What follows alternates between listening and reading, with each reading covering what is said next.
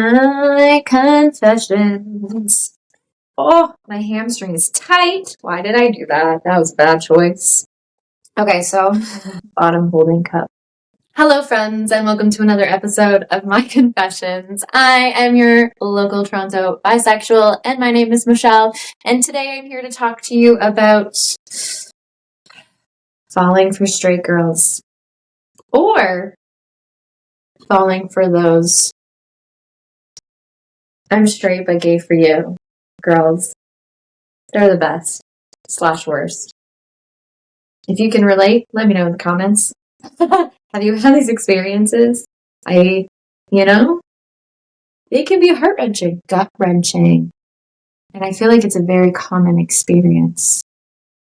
Anyways, let's dive on in. I feel like falling for a straight girl is something that a lot of queer people have probably experienced because, especially when we're younger and we don't totally understand what having a crush even means, and then a lot of times you fall for people that are actually just your friend, but you have feelings for them because you're gay, and then you're like, oh wait, this is a friend, I don't want to ruin this. Or sometimes you do want to ruin it, and you do in fact ruin it. Some people do that. It's fine, it's great. I mean, maybe not great unless it got ruined for the better. Anyways, there's a lot of different ways that this could go. This is the thing we hear all the time. I keep falling for straight girls. Not me, in general. I mean, I have. Have I? A couple times. But why does that happen? Are we being led on, or is it that, want what you can't have thing? So there's this an extra allure to the girl that you won't get with because she's never going to want you. But then they make you feel special and seen. And you're like, wait, maybe she does want me. And it gets very confusing. I don't know how to map that in my brain. How do you, Or the girl that always has a boyfriend but wants to cuddle you and tells you how pretty you are. And it's oh, but I would just wish you were a boy because then I could date you. I am in fact not a boy. I have heard horror stories from people being led on by this kind of scenario for years. And then it just never goes anywhere. And I'm the mental gymnastics, it's a lot to try to stay in that kind of thing. And I don't think anyone wants to stay in that. The one who has the crush, I don't think they want to stay there.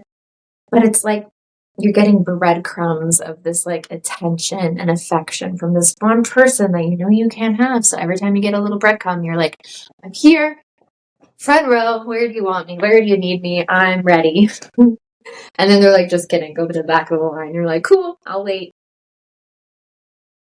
Yeah. Chaos is what it is. It's chaos. Obviously, it must feel good. It does feel good when you're hit on by people, whether it's a woman. Yeah, that's it. No, I'm kidding. Kind of.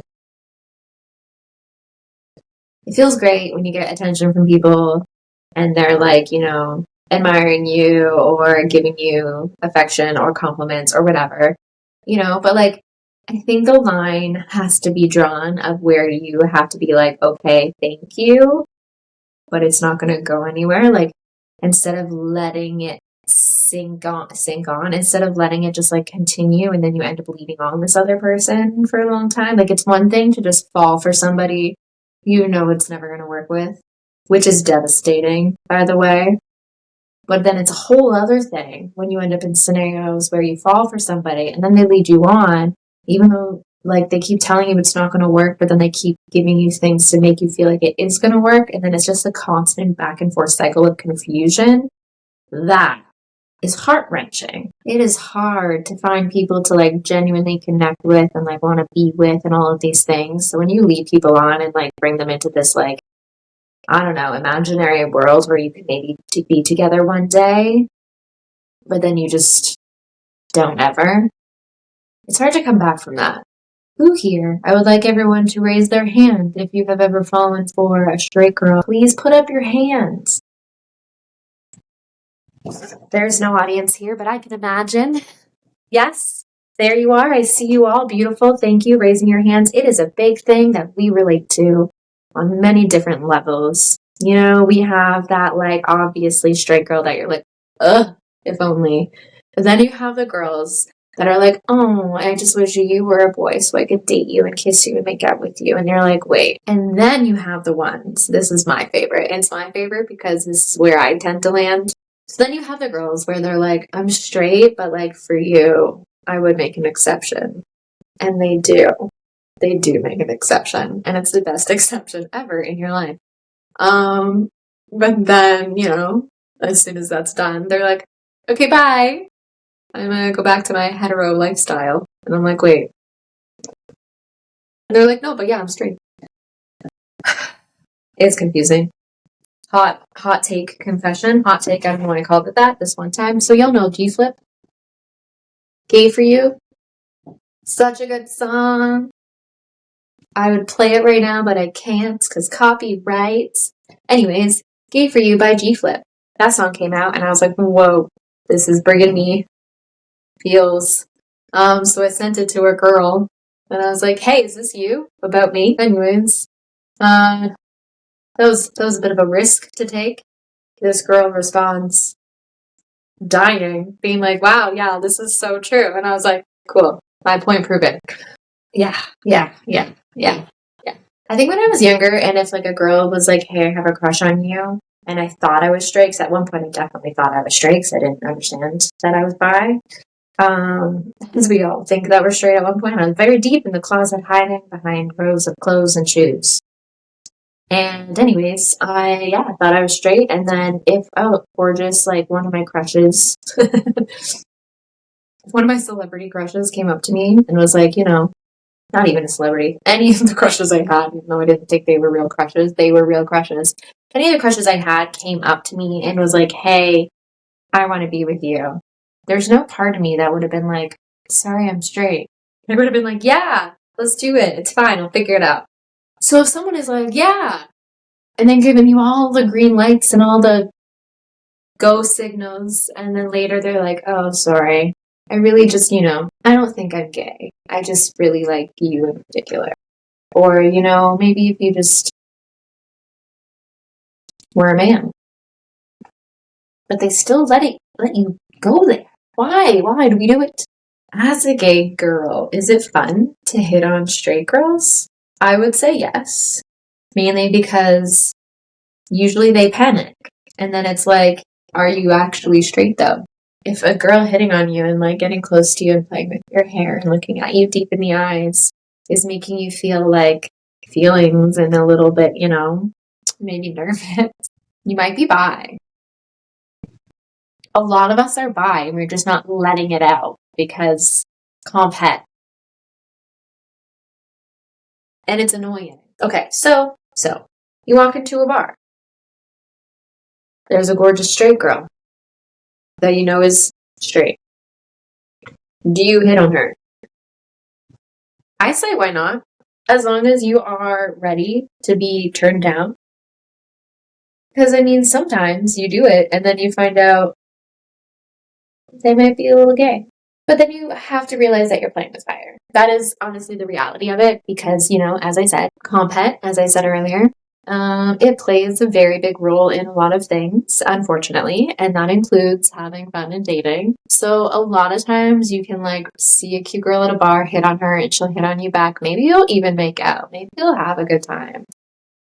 But honestly, unless they're like out, that is probably all you're going to get. And if you're okay with that, like live your life and have fun, like whatever, that's cool. You know, just whatever. You do you, boo. But if you do that and then you're heartbroken over it, like you kind of, why did you put yourself in that scenario? You know, and I'm saying specifically, like if you already know this girl is straight and whatever, and then you're like trying to whatever. You know, there's a lot of different scenarios here. If you just casually happen to fall for your friend and then she's straight, that's probably really hard because like you want to obviously not ruin the friendship and you want to prioritize the friendship. But then you also have to prioritize your own heart and like make sure you're okay. Is it something that's just a crush and it can pass, or are you like head over heels for this person and you need to take space to like recuperate from all the heartbreak. You know, it's all quite confusing. So when friendship and crushes and feelings and relationships all get intertwined, it is quite complicated. And don't play with fire unless you're ready to get burned. Sorry, but true.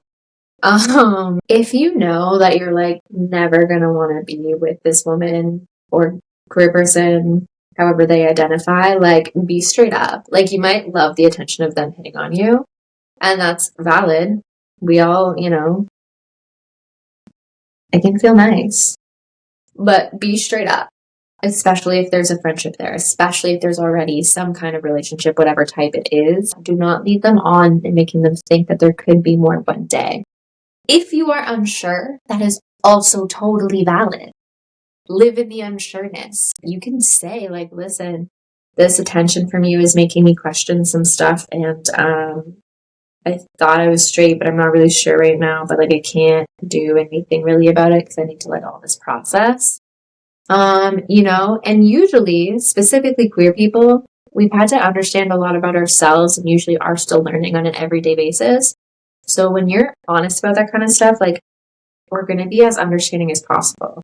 I mean, hopefully. I'm sure there are some people that wouldn't be because, you know, not everyone is. But queer people as a whole, as a generalized, you know, place of being that we exist, a lot of us are usually quite patient and quite understanding because we've had to be with ourselves and so many other people in the world as a whole. Yeah, but especially when it comes to understanding who you are deep at the core, no one needs to pressure you to come to a decision, but you also should not be leading anybody on. And you also should be clear about that. Whether you are confused, whether you are questioning, whether you are absolutely sure you're straight, whether you're bi-curious, whether you're actually bisexual. Again, it's all fluid.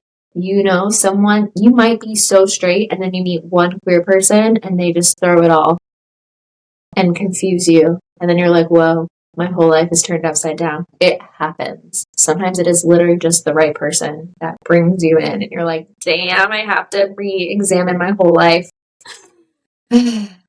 That is so real, and there's nothing wrong with that. It's just when we cross those lines and we're not listening to people's emotional boundaries, or we're just being manipulative and hiding who we really are, that's when the issues come in.